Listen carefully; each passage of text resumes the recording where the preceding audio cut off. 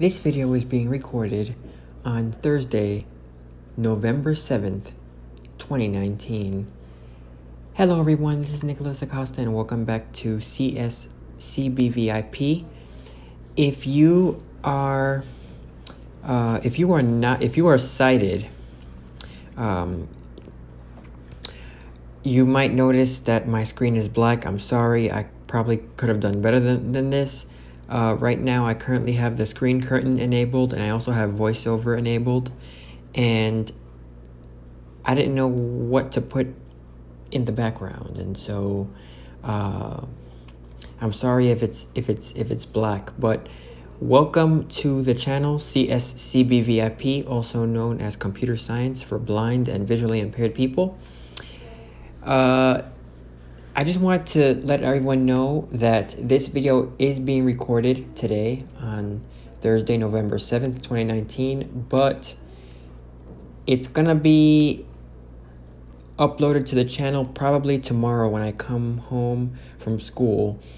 It's actually 9 o'clock Eastern where I'm at, and I had a very, very long day, and I'm gonna be getting ready to go to bed soon, but the only reason why I am recording this video is to let everyone know that iOS 13.2.2 is now available. For those of you that have been wondering about 13.2.1, sorry. For those of you who are wondering about 13.2.1, this was released after releasing iOS 13.2, but 13.2.1 was only available if you it was only available for the HomePod, and I think for other devices as well. But I know that the HomePod they got a small update because certain devices that were running 13.2 were being bricked after the update, and so people who had a warranty had to send their HomePods.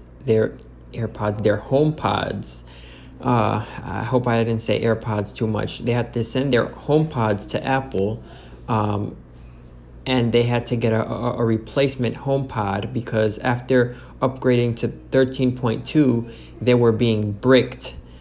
So they released 13.2.1 to fix this issue, but we got 13.2.2 today for iOS and iPadOS.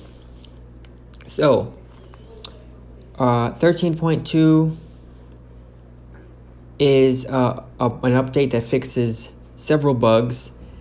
The main bug that I want to talk about here, I will mention the other ones, but or a few of them, because there were about 5 or 6 bug fixes.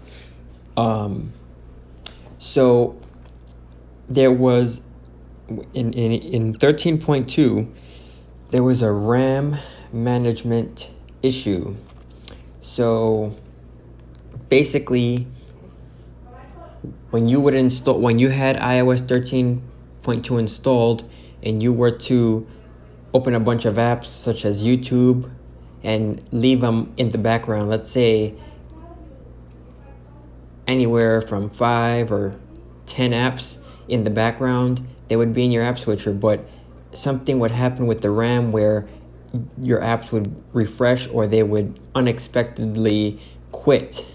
And so this was very, very frustrating. So they had all these RAM issues, and and so in this update, they fixed those issues. Now your apps, you can have multiple apps open at the same time, and you won't have to deal with these apps quitting unexpectedly. So that has been fixed. Also, a multitasking issue has been fixed. Issues for cellular. Now, if you're using iPadOS and you upgrade to 13.2.2, these cellular issues aren't going to be in your release notes, because that was the exception, that people weren't having issues with cellular in iPadOS. So those are the only features, the only fixes in the release notes that weren't released.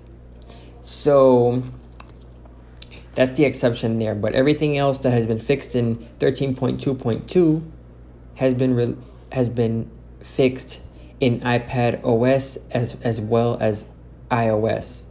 But for iPhone users, 13.2.2 fixes a cellular issue, actually two of them. The first one is when after you would hang up from a phone call, your network, your cell network would temporarily drop, and then eventually it would come back, so you lose signal. Now this is the bug that I faced. I didn't face anything with making a phone call, but the bug that I encountered was when I would be on YouTube and all of a sudden my cell network would just go down unexpectedly, and I had to restart my device, which was very, very annoying. So I'm glad that these issues have been fixed. And there were several minor bug fixes in iOS and iPadOS 13.2.2, but you will want to look at the release notes. Nothing new with VoiceOver, nothing new with low vision as far as I'm concerned, as far as I can tell, but I will keep everyone updated if I learn about any new bugs or features or anything in iOS 13 or in iPadOS 13.2.2. And yeah, so it just came out today. You probably won't be receiving this video. You probably won't be able to listen to this video until tomorrow. So that'll be when I upload it, then you'll see the notification. But I just wanted to let everyone know about this update. It is available now for all devices that are capable of running iOS and iPadOS, iOS 13 and iPadOS 13. The update is now available, so you're probably going to want to install it. Anyway, I hope everyone has a wonderful day, and if you liked this video, hit that thumbs up button. If you are not subscribed and you're a new listener, hit the subscribe button, and also make sure you click on the notification bell and select all videos. That way, anytime I post a new video, you will never miss a thing. So keep your notifications enabled. If you're a current subscriber, make sure you share this video with your family and friends. Post it on social media. And until next time, this is Nicholas Acosta signing off. Thank you and have a nice day.